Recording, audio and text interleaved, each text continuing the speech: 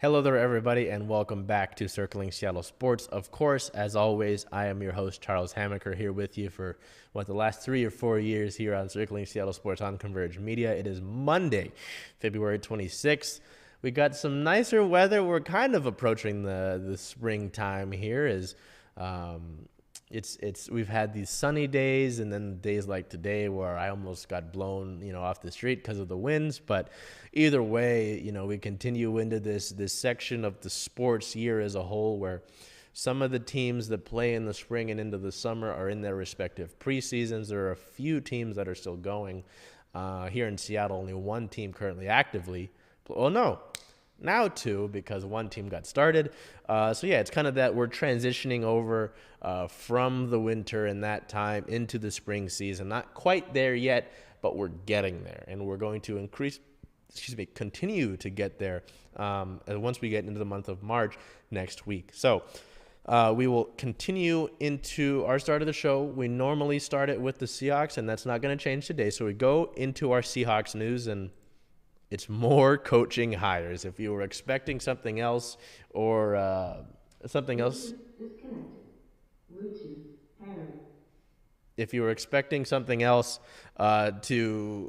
dominate the Seahawks section, you are in the wrong place, unfortunately.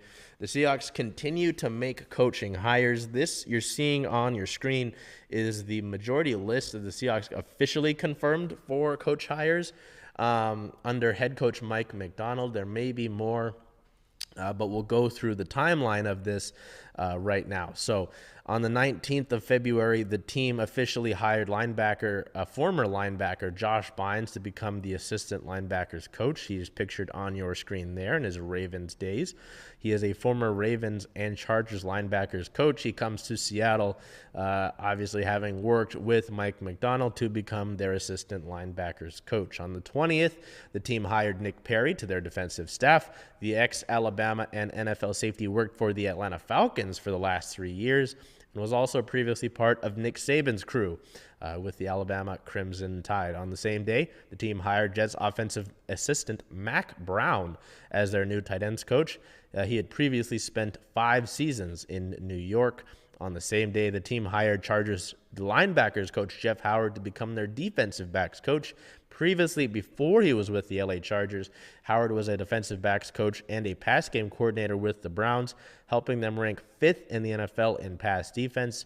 That hiring at the time would put Seattle at 17 assistant coaches. Howard had worked with the likes of Denzel Ward out there in Cleveland, and now obviously he comes to Seattle and gets to work with some exciting defensive backs like Devon Witherspoon, like Tariq Woolen, and we could go down the list, and I'm sure we might go down the list further after the NFL draft, but that's later on. On the 21st, the team hired Justin Hines as their new defensive line coach. He had previously been an assistant D-line coach with the Chicago Bears. And then you can kind of see the rest of the confirmed hires there. That some of them we did mention last week on your screen as well. So interesting to continue to see. I think the title of this week's Seahawks segment will be that the Seahawks are adding on to their coaching staff part 3, or it's the banner here that you see in front of you. So yeah, I mean, this staff, I believe, is now at 23 assistant coaches, which is the same as it was under Pete Carroll before the news that he was moving on. It'll be interesting and that doesn't include the staff that strength and conditioning coaches and further than that. So it'll be interesting to see if Mike Macdonald and John Schneider make more of those hires. There are a lot of different coaches that are joining the Seattle staff that have a lot of respect around the NFL. It'll be interesting to see how this group, this unit as a whole with the staff is able to come together, work together, and make a contender, hopefully, out of the Seahawks. But it feels good so far. Once there was the news about Pete Carroll, there was a lot of questions about how things would go after him. And I think the hiring of Mike McDonald as the head coach and then the additions in the coaching staff around him have just made things better and better. And the Seahawks fans and the fan base as a whole feels relatively good about that. So that's good to see. We do have another piece of news. There's going to be some contract and some cap space talk, so prepare for that. We did have some Geno Smith news last week regarding his contract and this and that. I talked about how the move with Geno last week kind of ensured that he would be on the roster to start the year. This move also suggests that on the 22nd, the team restructured his contract, converting $9.6 million of his roster bonus into a signing bonus, creating $4.8 million in cap space for the upcoming year. In addition to that news of that move, the NFL's salary cap is going up about $30 million. So the move to create this cap space with Geno's contract actually put Seattle at about even and put them about at the salary cap itself. So with this news here of the salary cap going up, Seattle has about $13 million or will have it in cap space approximately. There's a lot of numbers to go around here and there. So it'll be really interesting to see what Seattle will do with that cap space. But at the same time, we talk about that, and some Seahawks accounts and pages have been like, oh, it's time for them to go and spend that bag. Every other team in the NFL gets that salary cap increase. So, the market won't exactly benefit Seattle as opposed to other teams. It's a level playing field in that regard. Not so level in terms of how your general manager and your front office staff handle the usage of that salary cap space. So not too much to look at and analyze and give opinions on per se with this week's news for the Seahawks. I mean, you get these assistant coaches. A lot of them do have some previous quality experience with other teams around the NFL. A good amount of them have previous experience with Mike McDonald, and then there are some here and there in terms of hirings who kind of are coming out of the woodwork, and you're interested to see what ties they had to Mike McDonald or what interested them from the front office to make this decision to bring them on. But at the end of the day, right now, even before more hires are made, if they are going to be made, I feel good about Seattle and where they're at with this coaching staff at the moment. So from there, with the Geno Smith news and the contract, of course, that wraps up everything with the Seahawks for the past week. We move over to the Mariners, and we finally have baseball games in 2024. The Mariners spring training season has started, and we have a few games to go over. We said it, I believe, the past few years, and we'll say it again. You can't take a ton of stock, per se, in these spring training games. There's only so much that you can judge and criticize, of course, but we might as well look into it. And there are always some bright spots here and there that you can look at as well. So we go over here to the first of the spring training games the Mariners played. That was back yesterday. Not yesterday, pardon me. February 24th at the Chicago White Sox. The first game of the spring. Traditionally, the Mariners start spring training with a game against the Padres at the Peoria Sports Complex because of those teams both share that facility there. But with the Padres having a little bit of a different schedule to begin the year, the Mariners and the White Sox kicked spring training off, with the Mariners falling to the White Sox on a walk-off by a score of 7-8. Our player of the game, center fielder Jonathan Clase, 2 hits, 2 runs, and 1 RBI, and was able to cause a little bit of trouble on the base path. His speed is some of the best in the minor leagues, and obviously some of the best in the Mariners system. So really exciting to see Clase put on a show there. There were also a few other different highlights in this game for the Mariners in terms of some of their younger players as well. Tyler Locklear had 3 hits in this game. The guy who's viewed as the next player up at the first base position for the Mariners, an exciting prospect, had a great year with the Everett Aqua Sox. So really interested to see how he pans out throughout spring training and throughout the course of the Major League year as well. And then we go over here to the most recent game, Sunday, February 25th versus the Cleveland Guardians. The Cleveland Guardians that are now led by former Mariners bullpen coach Stephen Vogt.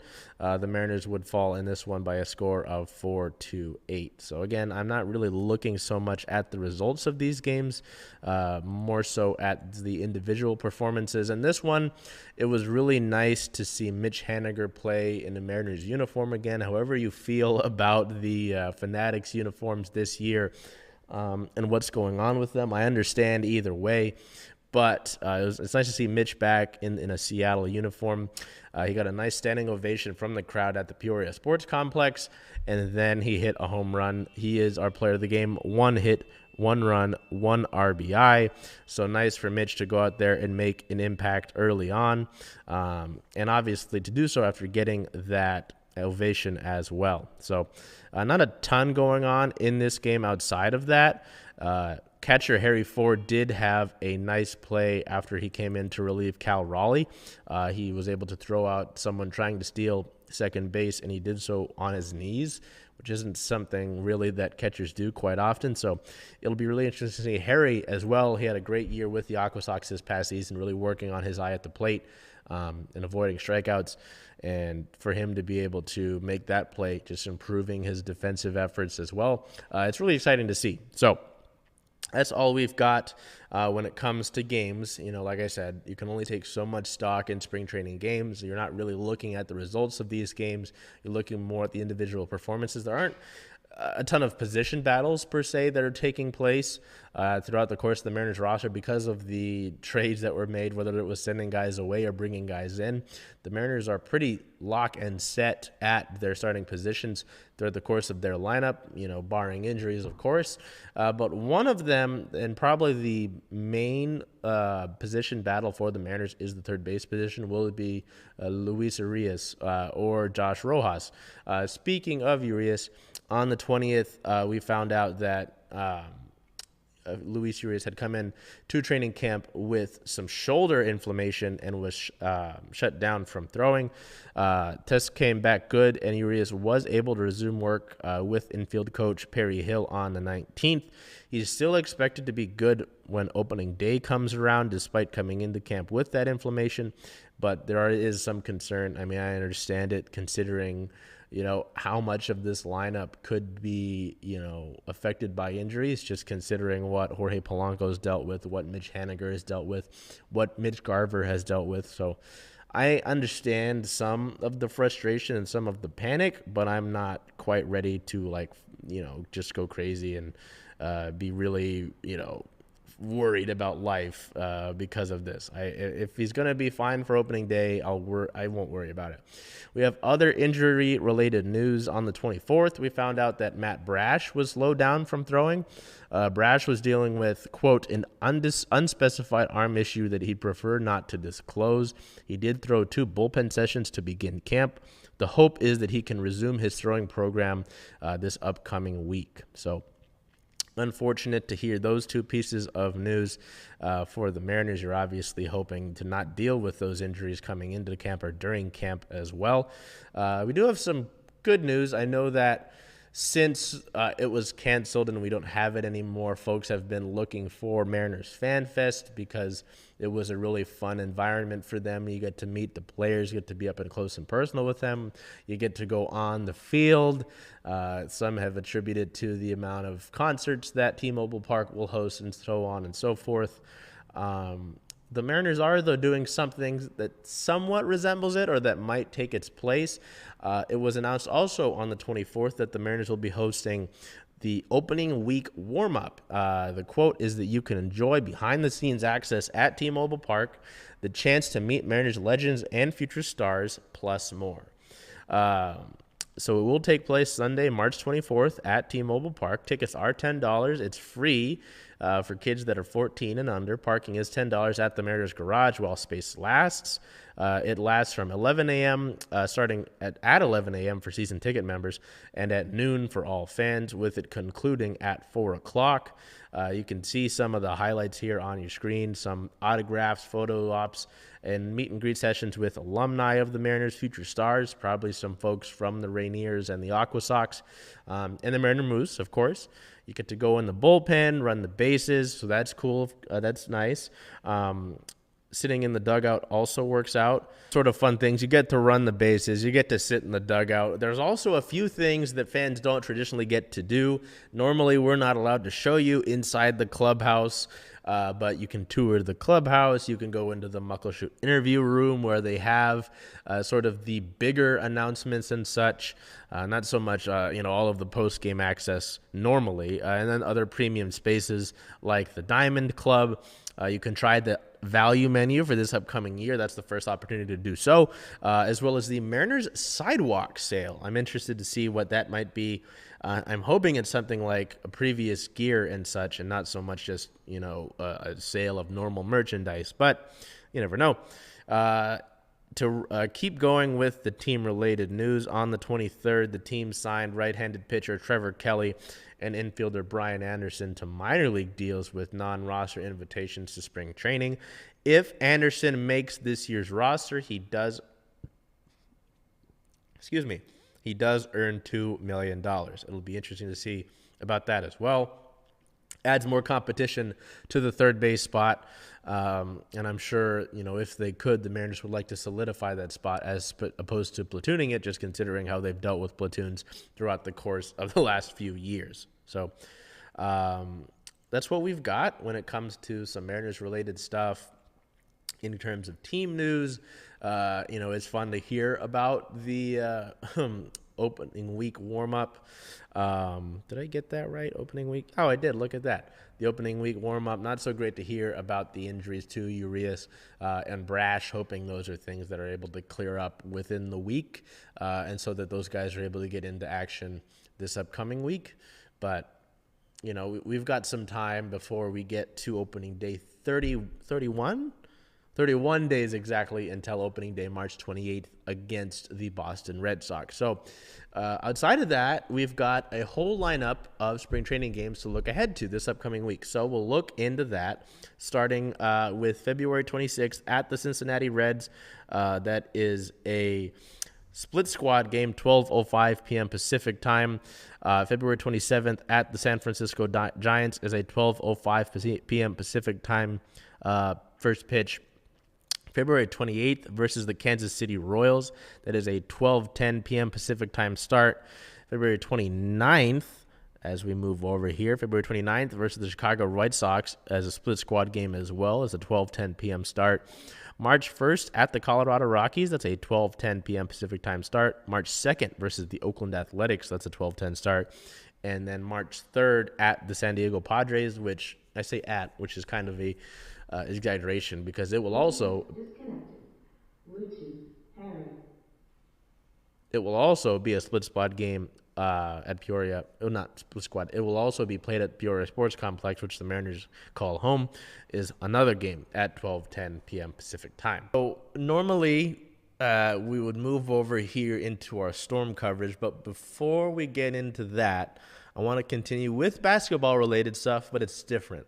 My friends Wayne Johnson and Roman Barnett have their own show that is NBA focused, with some WNBA stuff as well, called The Layup Lounge. Now, Roman and Wayne are O'Day brothers of mine, and I've watched from afar as they've built up Layup Lounge as it continues to grow, and I'm sure it'll grow a lot more beyond this time as we're here in February 2024. But we've been talking, and we thought it would be a really great thing and make a lot of sense to incorporate a local hooper segment into our Circling Seattle Sports on Converge episodes, and we'll work on some more things in the future as well. So this will be your spot to get updated news on those hoopers who come from this area, from Seattle, from the state of Washington, or spend some time in the state of Washington as well, and find out what they're doing around the NBA. So I'll throw this over to them so they can get right into the segment. Just wanted to introduce you to Wayne and Roman, who will now become mainstays here on our weekly episodes. So Roman and Wayne, take it away, guys. What's going on, folks? This is Wayne and Roman coming live to you from the Layup Lounge. Thank you to Circling Sports for giving us the opportunity to talk a little bit of basketball with y'all. We're here to focus on some local hoops.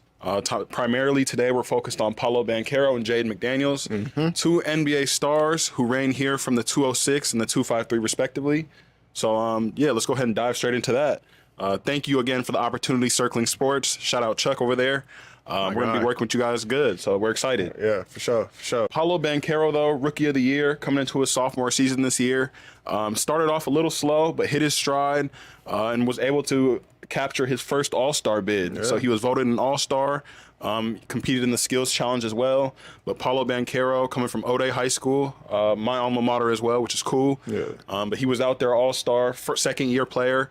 Let me get your instant reaction to that. How are you feeling about Paolo? I mean, I think it was bound to happen. As soon as he got drafted, he was going to be a future All-Star. I think that it's a very great sign that going into his second year, coming off Rookie of the Year, came in, like you said, he came in a little bit slow to start the second year, but then, he really hit his stride with the Orlando Magic, and now, he's putting up All-Star numbers, and, it's only up from here, to be honest. I've been going on social media. They're already comparing him. They see the likes of like Braun and Melo in his game, and I got to agree. He's been hooping. He's been carrying the Orlando Magic, him and Franz Wagner, and so it's gonna be really exciting. And this year they're gonna go as far as he takes them. But how about you? How do you feel about And again, it's really cool to see. He's from the town. We know him a little bit, so it's cool that someone that we've kind of been close to is, NBA All-Star. For sure. And we're definitely proud of him. And he's someone who's actively representing the town. Absolutely. Like, just, for example, tattoos-wise, he got the skyline on his arm, 19th and Spruce, which is like a shout-out to Rotary. Yeah. So that's pretty cool just to see how tied in he is with just like this area as well. Yeah. But I'm excited to see exactly how far he takes them this season. I think he has a good opportunity to prove that he's a legit superstar in this league. If they were to somehow, they hopefully make the playoffs, but if they're able to upset someone in the playoffs and win a series, he can come and prove to people that he's a legit superstar in his second year. So the fact that that's already in contention already, I think it's only up from here, like you said. And I think that he's already, I know it's early, but I already think he's on pace to be, if he's not already said as to be like the best player to come out of Seattle or just Washington, period. Like, I think if he's not there already or close to it in other people's eyes, I think that he's very well on his way. He has to be. His hardware Jamal has 3 6-mans. He has 3 6-mans. He's a Seattle legend. Like, Seattle he has legend, a court for sure, and he has a court named after him. 20 seasons. We can't undermine the longevity, right? But outside of that, B. Roy had a good prime. Yeah. Nate was good for a while, but Paulo's ceiling right now and his peak. All-Star second year, Rookie of the Year. I don't think anyone's come close to that. And he's in his second year, and I don't think he's peaked yet. Like, he has it's only second year. He's 21. Like, I think that he has a long way to go, in my opinion. He's already in a good spot right now. Next, we kind of wanted to talk a little bit about Jaden McDaniels. He's coming from Federal Way High School. He won a couple state championships out here, which was pretty cool. 1 or 2. Yeah, another Rotary guy. They went on like a dominant run in like the Peach Jam, him and Paulo. Yep. But he's doing his thing in Minnesota, and they're currently the #1 seed in the West. He's just like a max contract player. I think he just got like $250 million. Yeah. So he's a legit player, wing player who can guard almost any position on the court, knock down the 3 ball as well. And he's only getting better. Still a young dude. So what's your instant reaction to Jaden? How are you feeling about him this year? I think that first of all, the fact that he's starting on the best team in the West is, again, coming in as a late first-round pick. I don't know how much I mean, I think at the time he was considered a steal, and I mean, yeah, I agree with that. Like, he was a steal I think he was like the 28th pick in the first round, so definitely late there. Coming in, he's seen as like a 3-and-D guy, and that's the most sought out position in the NBA right now. For sure. And obviously, he just got the contract because that's a valuable position, and there's not a lot of teams that have a guy who can play both sides of the floor at a very high level. But yeah, just his impact on Minnesota, and you've seen it. I mean, even last year, you've seen the impact that he has on the team, because last year they could have went far. Fortunately, he breaks his hand during the last game of the season, and then you see how far that Minnesota went. As long as nothing like that happens this year, I think that they can make it really far in the Western Conference. For sure. I mean, he's outside of Rudy, he's like this other centerpiece of their defense. He takes like the best wing player, Rudy protects the paint, and they rock out like that. So, I mean, he's one of the, like he said, last year he was limited by his wrist injury or his broken hand. Yeah. Punching the wall in the tunnel. So, I mean, just age and experience, getting like more years under your belt, he's going to realize, control my emotions. And I think this year, they're the number 1 seed. I think they actually take like that major step. And I'm looking for maybe a finals appearance, conference finals appearance. It's going to be interesting. I mean, I think they have a good leader in Ant-Man. They have good supporting cast, Kat, Rudy, Jaden. I think even Nas Reed, like they got a bunch of dudes who can ball. So, and the fact that they're all locked in contract-wise for the next couple of seasons, even if it doesn't happen this year, I think the Wolves are here to stay. So again, he's a key contributor to a championship contender, and it's always great to see that, all these Seattle guys are thriving right now. So, or Washington. So it's great to see. I know, keep putting Washington on the map. Yeah, for sure. And quick shout out to the Storm. We had some key signings that we had. Neka Kumike and Skylar Diggins-Smith. Yeah. Again, we just like to welcome them to the city as well. Shout out Joel Lloyd. We got a new big 3. We have a big 3. Recruiter. Shout outs to you. And we're gonna pop out to a couple games. Hopefully that we get a chance to, see some good W hoops. For sure. We'll be down there for sure. Oh, facts. Undoubtedly. Yeah. Yes. Yeah. Let us know what you guys want to hear in the comments, though. We're down to talk anything basketball. Shout out to the Layup Lounge. Shout out to Circling Sports again, and we'll be seeing you guys soon. Yeah, let's get it. Go over to the Storm here, and I feel like when you look back to the week with the announcements of Skylar Diggins-Smith and NECA, you can't really compare them. But, in terms of excitement level, we roll on with the offseason. We approach the preseason for the Storm, and we do have some player news, a lot of Storm overseas news. So we go over to the Storm here. February 19th, we find out that 2 current Storm players and 1 former were named finalists for the WNBL MVP award. The WNBL has its MVP award named after Susie Baktovich. So it's the Susie Baktovich Medal finalists in the WNBL. I apologize. The Women's National Basketball League is the WNBL, and that takes place down in Australia. It's the preeminent professional women's basketball league in Australia, composed of 8 teams. A good amount of players from the WNBA will play there in the offseason. It's one of the options, including Europe and a few others. So those few, as you can see on your screen, are guard Jade Melbourne, playing with the UC Capitals, guard Sammy Whitcomb, playing with Townsville Fire, and guard Jordan Canada, playing with the Melbourne Boomers. Canada, is the former Storm player, obviously, averaged 15.2 points per game, 4.8 rebounds per game, and 7.6 assists per game. We'll get to the other 2 players because they're mentioned later on throughout the course of the week in the WNBL. But we have other news relating to the Storm as the team signed 3 players to training camp contracts. So that includes center Elena Coates, as well as the second player on your screen that you see, forward Kayla Davis, were teammates back at the University of South Carolina, in 2016-17, helping the Gamecocks win the 2017 national championship. The 2 were also top picks in the 2017 draft, with Coates going 2nd overall and Davis selected with the number 10 overall pick. Coates is a 6'4" center entering her 6th season in the WNBA and joining now her 7th team. She has appeared in 95 games throughout the course of her career, earning her first WNBA championship as a member of the Aces this past year. Coates appeared in 10 regular season games to end the season with the Aces, then saw action throughout the course of 6 games in the postseason. She started the year as a training camp signee in Atlanta with the Dream, then appeared in 2 games with Phoenix before ending the year in Las Vegas. Kayla Davis has previously spent time with the Storm. The 6'2" forward played a part of the 2022 season with the team on a pair of hardship contracts. She was drafted by Dallas and spent 3 seasons from 2017 to 2019 with the Dallas Wings, where she averaged 6 points in 19.2 minutes in 33 games in her most recent season with the team back in 2019. In 2020, she was picked up by the Atlanta Dream, appearing across 2 games with them.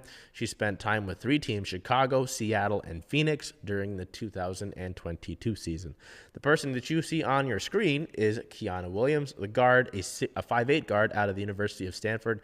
Has been in Seattle before as well. She was the Storm's 2nd-round pick back in 2021. She was 18th overall and played parts of her first 2 seasons in the league in Seattle. She appeared in 10 games during her rookie campaign, scoring her first points on a 4-point play at Connecticut against the Sun on June 13th, becoming the only player in league history to earn those points in that very fashion. In 2022, she appeared in games with 3 teams, including the Storm. She is currently playing with Bursa in the Turkish KBSL, averaging 17.8 points per game, 5.1 assists per game, 3.4 rebounds per game, and 1 steal per game across 19 contests so far this season.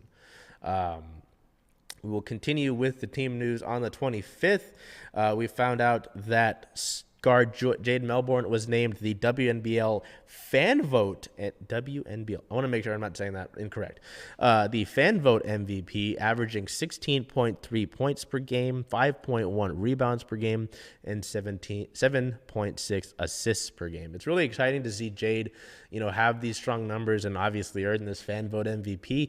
I was really excited for Melbourne.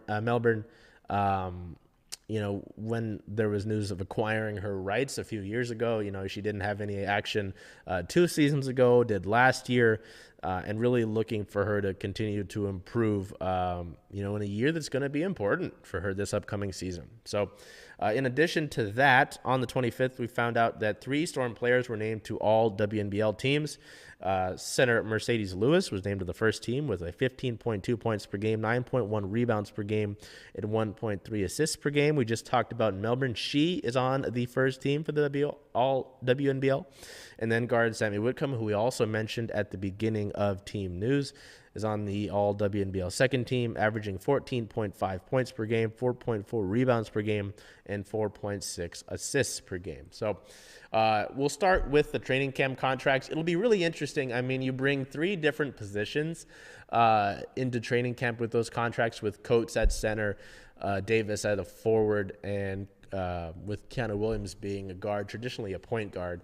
So I imagine the Storm will only be able to keep one of those players, maybe 2 if they decide to go with 2 of them and take Joyner Holmes' contract off. But, I mean, like we talked about when NECA and Skylar signed, we went over that. You'll probably have to go with an 11-player lineup. I believe that's all that's allowed with the cap space that you're going to have, considering the max contracts that you've got on the roster. So it's going to be interesting. Training camp's going to be fun because these players are going to need to earn their spots. Preseason's going to be fun and the cuts will be tough. And that's why it's great that the WNBA is expanding and that we'll have more teams so that this talent doesn't end up, not being able to play in this league. But it's going to be interesting. I mean, Williams, we just talked about the guard. We talked about Melbourne. Melbourne's spot's not guaranteed this upcoming year per se. She's got to earn her right, and I think that with the work that she's been putting in the WNBL, she will earn that spot. You're looking at center. You've got Mercedes Russell and Ezi Magbagor. Dulcie Fenka-Mangiadu has played a lot of forward, so I don't think she really – and she's small for a center, so she probably plays more of a forward role. Dulcie's role isn't necessarily in concrete either. So once we get to training camp and to preseason, it'll be a lot of fun to watch these battles play out. And obviously a lot of these battles we won't necessarily get to see, with closed practices and stuff like that, with workouts and so on and so forth, and even just the other things that the staff may judge that aren't on the court per se. But it'll be a lot of fun to see who wins these battles and who ultimately ends up on the roster to begin the year. And even then, one of these players that doesn't make the roster might come back at some point. So where's that? And then also with the WNBL, it's exciting to see a lot of the involvement, with Melbourne. Ezzy Magbagor is playing well, not in the WNBL, but somewhere else. And then Sammy Whitcomb as well, to play the role that she did last year as one of the important scorers for this team, and obviously coming back to Seattle after beginning her career here. So that wraps things up for the Storm there. And we go over to the Sounders, and it's exciting for the Sounders to get back into action, but not so much when we get to the result of what happened this past week. So the first match of the season on the road against LAFC was this past Saturday, February 24th. It didn't go so well. The Sounders lose by a score of 1-2. Our player of the match, midfielder Pedro de la Vega. Pedro, nicknamed Pepo, scored in his debut. He came on as a substitute. Just unfortunate how the rest of the game ended. He was able to score on a penalty earned by Jordan Morris to cut the LAFC lead of 2.5, but ultimately Seattle was not able to do enough to earn an equalizer in the opener and to split points. So this one was tough. I mean, we'll get to the injury report here in a minute because that's ultimately what we should be talking about here. De La Vega, I believe he actually earned the highest ranking on the Sounders. Yes, he did. So Pedro, 7.5 match rating is our player of the match, 26 minutes played, 1 goal, a .79 expected goals, a .97 expected goals on target, 67% passing, 8 of 12, 1 shot on target, 21 touches, 1 touch in the opposing box, 75% on his successful dribbles, 2 passes into the final third. He was dispossessed once. He did recover once, and he did win a tackle. So pretty happy with what we see from Pedro de la Vega. I think anybody that doubted him was a little bit silly, and it'll be really exciting to see how the rest of his season progresses as we'll go to our photo of the match by Sounders FC Communications. Just unfortunate that it ended in this result in terms of the game itself and not so much his individual performance. So before we even talk about the match, we'll go into what we learned from the pre-match injury report that we learned about on the 23rd. Some big names were out for the Sounders, most notably Stefan Frei and João Paulo, but we'll look at the whole injury report because a bunch of these players, could have made an impact. So 4 players were out. Defender Reed Becker-Whiting with a left hamstring. He continues to be worked on, and I believe he is probably going to be out for a few more weeks. Goalkeeper Stefan Frei is out with a right hamstring injury. There was thought that he might be able to play, but when that injury report came out, that disputed that. Midfielder João Paulo, he continues to deal with a left hip injury. So, Stefan Frei and João Paulo, 2 guys who were probably the best players for the Sounders over the last few years. You're without them to begin the season. Forward Bradilio Rodriguez was out with a right hamstring injury. A few players were questionable. De La Vega himself was actually questionable, not due to injury. He was in Vancouver, BC to get his papers sorted out, but was able to play in that match, as you can tell. Defender Yeimar Gomez Andrade was questionable, but he did not end up playing in this one either, as he continues to work up to game speed. And then midfielder Albert Rusnak was listed as questionable, but he did not play in this match. So you're missing Rusnak, you're missing João Paulo, and you're missing Stefan Frei. There was a lot of overreaction that we saw with this on social media from the Sounders fan base, basically calling everybody out, saying it's the same old Sounders, calling for Schmetzer's head, saying that Raul Ruiz is a twig, this and that. I don't feel the need to freak out so much about this loss. You're playing against a club in LAFC that just was in the MLS Cup this past year. Obviously beat this Sounders team in the playoffs last year, a somewhat different Sounders team, mind you. You're without Albert Rusnak, you're without João Paulo, you're without your starting goalkeeper, Stefan Frei, and you put in Andrew Thomas, who, for all intents and purposes, has been the 3rd goalkeeper for this club behind Stefan Frei and Stephen Cleveland, and Cleveland left in free agency this past year. Truthfully, right? I've had this conversation actually a few times over the past week. Calm down. Please take into account the other context around this match, also the fact that it's the first match of the season, we'll be fine. I promise you. Look at me, right? Look at me. They'll be fine. Please. I think the Sounders fan base has gotten so, acclimated to winning these trophies and being such a juggernaut in the MLS. I understand it. I love it. I think it's great to have that, right? The MLS Cup, CCL, the streak of reaching the playoffs, just being that club, right? It's great. But don't be a prick about it. Every loss is complaint and fire everybody and fire the team into the sun. Pardon me. I almost said a word I didn't. It's really frustrating. The MLS season lasts several months. It's not like the NFL where you got 17 games now. It used to be 16, where you, every game can have an impact on your playoff race. And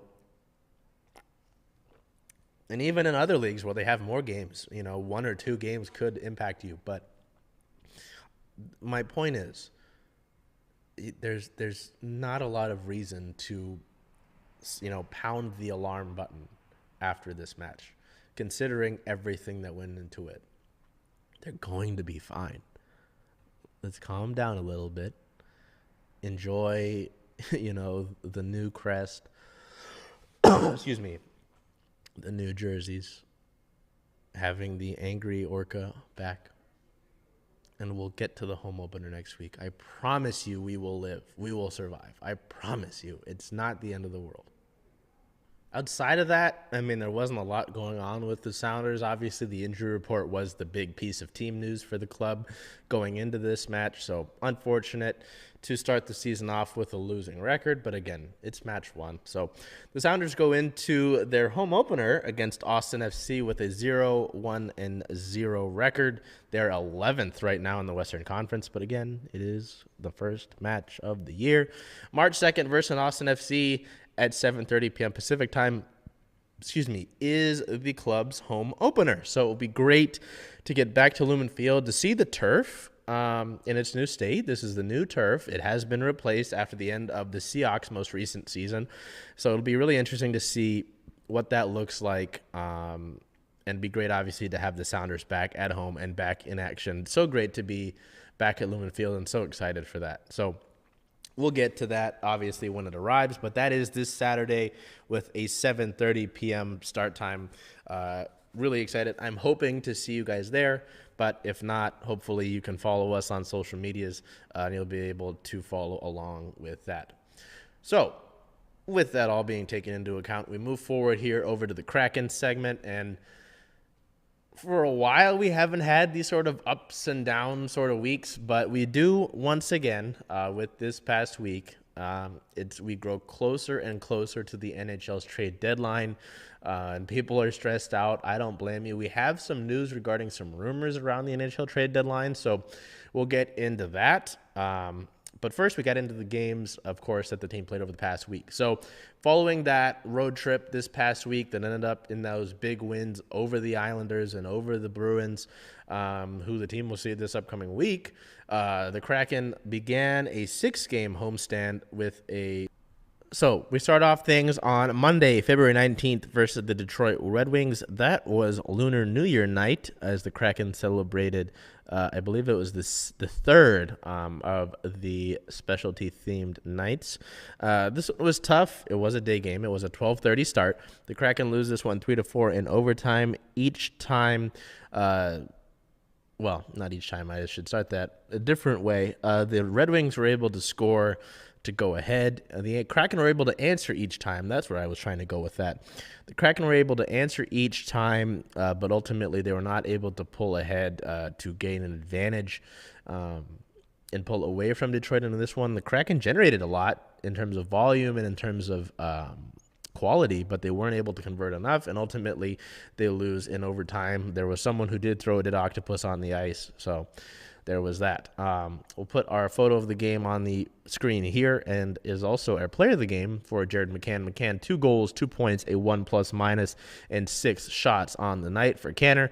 We continue that theme in the February 22nd game. So, you lose that one in overtime. It's frustrating. You do get the point, but considering the amount that you're able to generate in terms of volume and quality, you really should have won that one. So you try to wipe away that frustration. It's a big game against the Vancouver Canucks.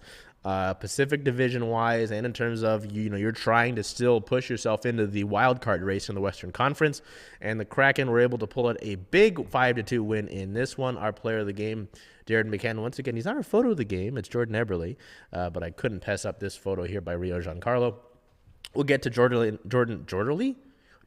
Yep. We'll get to Eberle in a second.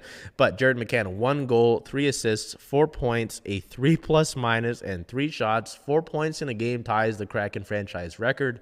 And it was just another great game for Jared McCann. We'll talk about him in a second. But Jordan Eberle had a 3-point night as well, 2 goals and 1 assist in this game. And this great photo by Rio. It got a lot of traction online. I don't blame him. Truthfully, I don't blame folks for looking at that one. So I'll let you look at that a little bit more before we go over to the next game here. So here we go. February 24th versus the Minnesota Wild was a 2-5 loss. This was a big game on Saturday, a big Saturday night showdown, because the Wild are a team that, the Kraken are looking to pass in the wild card race from where they are now. So, normally a win is 2 points. This is a 4-point swing just because, if you win either team, you add 2 points to your own total, but you also effectively take 2 points off the table for another team, in this wild card chase. The Kraken, this was just a really hard game to watch, truthfully. I mean, the Wild put up 5 unanswered goals after the Kraken scored first. Just 30 seconds into it, Vince Dunn had a shot go in with some traffic in front. It was all good vibes. The Kraken were wearing their Winter Classic jerseys, as you can see here in this celebration photo after that first goal.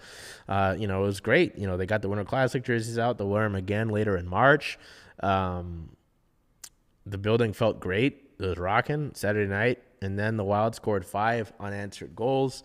It's just a really frustrating one. Seattle played sloppy and undisciplined, despite what some fans on Twitter want to tell me, blaming every single call on the refs. No, Seattle got frustrated, and they let that frustration pull into the game. They play a Wild team that's been converting on the power play at a 30% plus clip over their past 12 games, and you give them 6 power play opportunities, and they're going to hurt you. They converted on 2 of those 6 power plays, so they kind of continue with that 30% margin, and even better. It's just foolish, and Joey Daccord started this game. I was thinking that Grubauer would start this game and you give Joey the Boston game, but that's not what took place. Joey did get pulled after, I believe it was the 4th goal. Yes, the 4th goal. This game wasn't on Joey, though. Just the Kraken put him in bad situations, with those power plays. There were a few 5-on-3 opportunities, and even in 5-on-3, especially against a good team on the man advantage, they can even be obviously a lot even better with the 2-man advantage. So this was just a frustrating one overall, especially frustrating considering the fact, that you could have gone ahead, in the wild card race and gained some ground with St. Louis losing on the same day too. So all around a frustrating game. We go over to our player of the game here, and our player of the game, as you can see on your screen with that photo, shares our frustration, is Jared McCann. McCann had a great week. I mean, over the past 3 games, 3 goals, 4 assists, 7 points, a 6+-, 12 shots, 1 hit, and he was 5 for 5 on faceoffs over those 3 games. So really happy with Jared McCann. I mean, we've talked about McCann throughout the course of his time with the Kraken. And throughout the time that the Kraken have existed, I really like being able to use my Winter Classic banner here. It's great. I love the colors. It's Jared McCann has been huge for this franchise, frankly, since being taken in the expansion draft.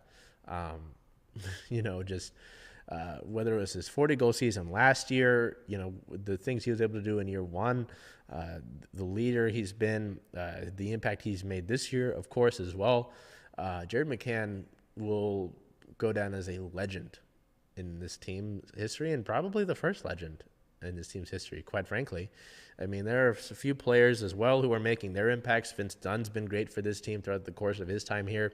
Philip Grubauer is the first goaltender really for this team and has gotten a lot of strife, but was huge in their playoff run last year and was probably the reason they went as far as they did in a good way last year in the playoffs. So, you know, Jordy Cords making his own case as well. Adam Larson's got his Ironman streak.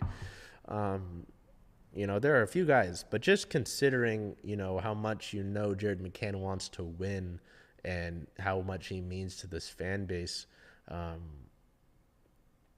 that determination says a lot. And that's why I think, you know, when I think of guys who, you know, will earn the most respect and potential, you know, honors after he retires, and maybe even a guy that's a Kraken for life, I think of Jared McCann.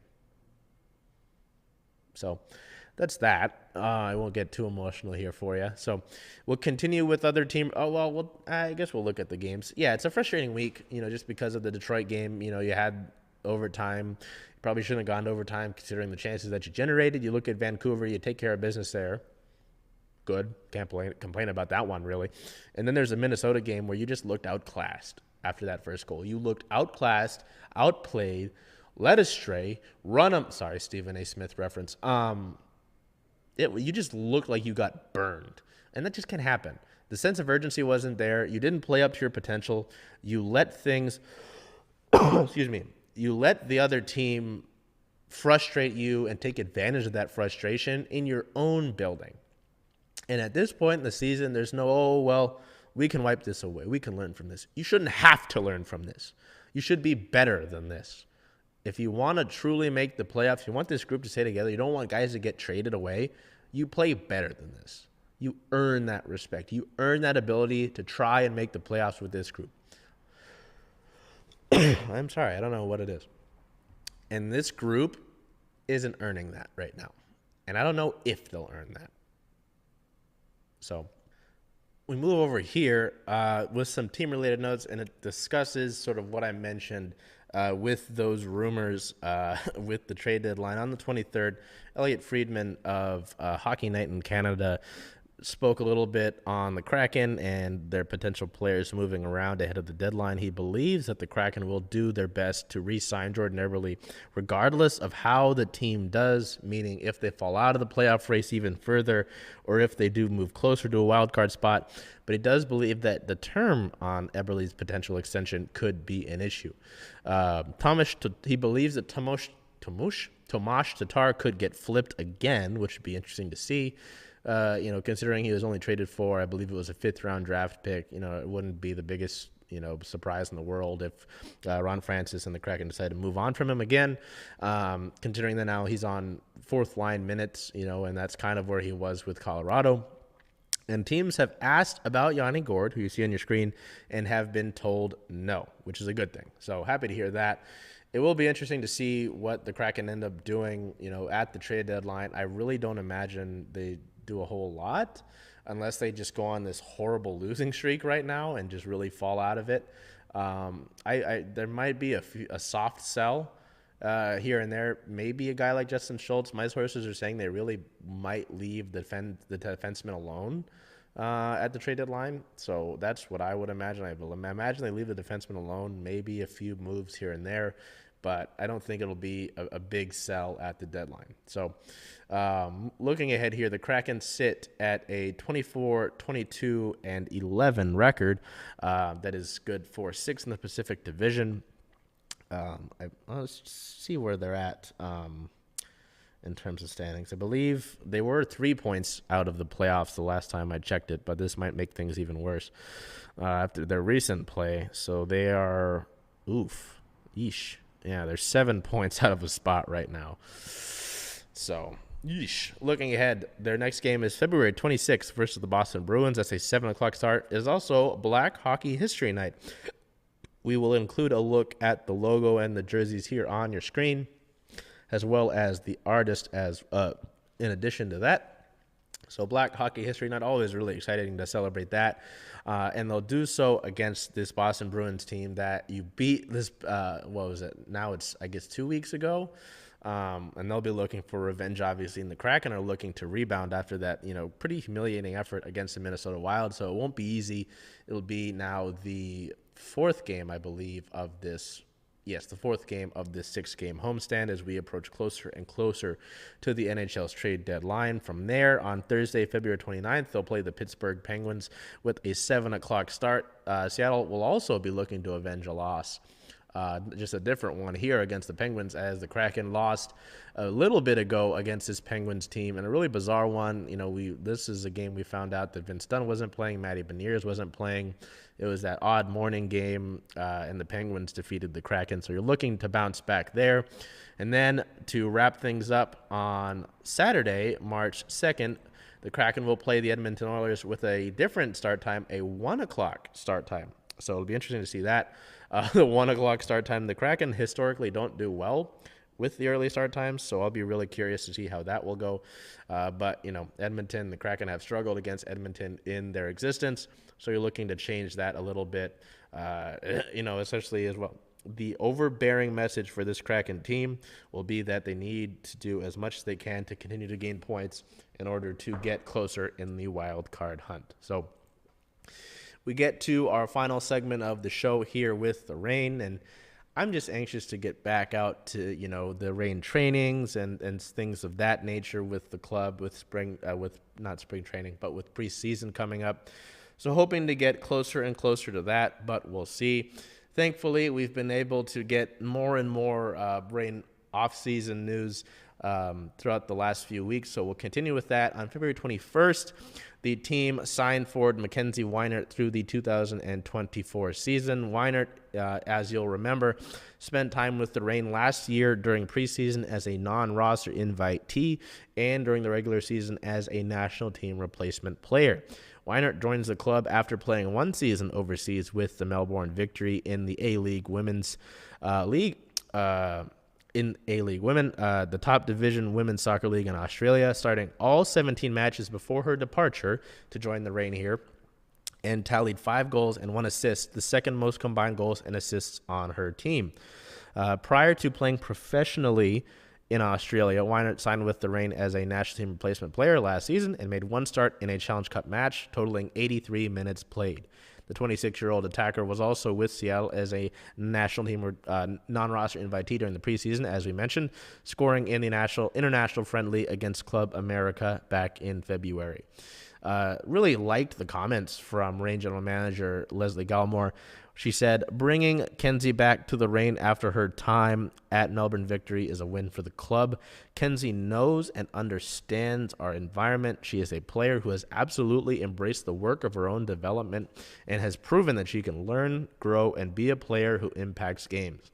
Her pace, her passion, and her personality make her a wonderful signing for us, and we can't wait to have her back in Seattle. The Milwaukee, Oregon native played collegiately at the UW for 2 years, recording 8 goals, 5 assists, and 74 shots across 37 appearances for the Dogs. Before transferring to Washington back in 21, she played 4 years at Oregon State between 2017 and 2020, where she made 46 starts, and 50 appearances, recording 13 goals and 3 assists. So really great to see Mackenzie Weinert back. Ever since there was the preseason there that we talked about with the Club America friendly, and her being a national team replacement player, I was really hoping that Weinert would come back, just obviously because of the UW stuff. I've got my Bailey Klingler hoodie on, so there's some UW stuff, but it's softball related. I was really hoping for that. I've got on the FootMob app, which is essentially just a soccer app, in my favorites tab here. In FootMob, you can't really see it that well. You can kind of see it, but we'll see if we can go over to our following. In players, in players, there's this blue tab right here that you can see. That is actually Mackenzie Weinert, and I've got her on for the Melbourne Victory game. So it was really fun to track her matches and, when she would score. So, yeah, that was really great to see her signed with the Reign and have her come back. So really excited to see as well what sort of impact she makes, with Gallimore talking about how, she's proven that she can learn, grow, and be a player who impacts games. They really obviously liked what they must have told her when she left the club from spring training, from preseason, and then after being a national team replacement player. And I believe whatever lessons they gave her, she took to heart, and they have noticed that with playing with the victory. And here we are. So I'm really excited to see that. I'm really excited to get back into preseason. I want to cover the rain again. I want to do it in person. We'll get to that. On the 22nd, we had the finalized list of Reign players called up for February international window. We had talked about some of them before, but we have a finalized now. For Canada, obviously, for Jordan Huitema and midfielder Quinn, we're playing with Canada for the CONCACAF Women's Gold Cup. Korea Republic midfielder Ji So-yoon was called up, and she did score a goal, actually, in the most recent match on a set piece. So really cool there, hoping that she is able to bring that to the Reign. And then for Wales, the Welsh Mafia midfielder Anghra James, midfielder Jess Fishlock, and defender Lily Woodham were all called up to Wales for the February international window.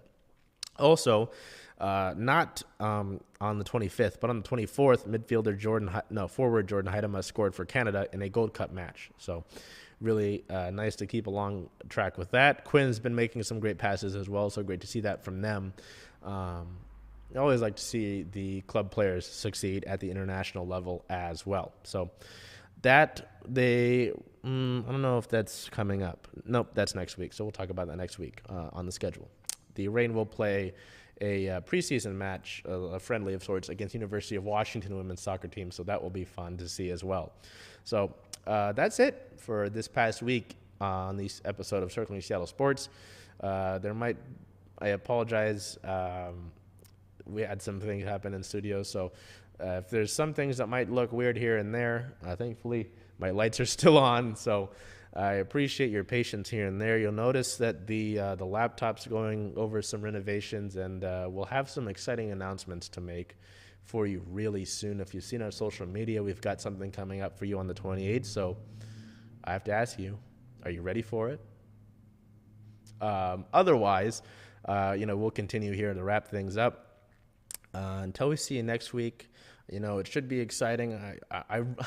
I'm wondering if we get a Seahawks coaching hires part 4. The Mariners will continue their spring training games. Hopefully those players and Urias and Brash are able to get healthy. The Storm, with those players signed to training camp contracts, I don't really know how much more they can do, truthfully. It'll be cool to follow up with the players who are playing in the WNBL still. I know Ezi Magbagor is playing overseas as well. The Sounders, they'll play their home opener match by the time that we see you next. The Kraken, you really got to get things going. The trade deadline's on March 8th, and that will take place, next week? Got to get on that. The week after this one that's about to start by the time that this episode comes out. So, that and the Reign, we're not technically, we're in the preseason, but we haven't really gotten into preseason matches or anything like that for the Reign. So hoping that we get that sooner rather than later. I really want to get back out and cover the club. Until we see you next time, take care of yourselves, be well, and I hope that you're able to make today a great day. Love ya. Take care. Stay dry, and hoping that sun is able to work its way into your life sooner rather than later.